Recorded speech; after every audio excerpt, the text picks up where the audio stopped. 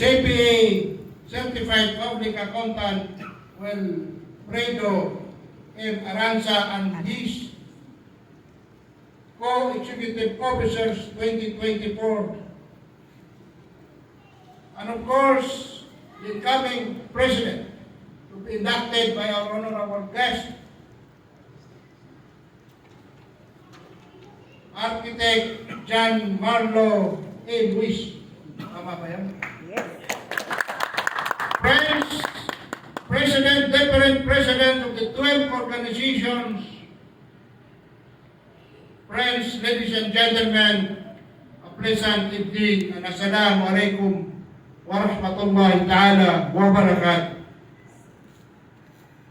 It is both an honor and privilege to be with you tonight, representing the Labor Attaché, Attorney Fidel Abbas Macoya.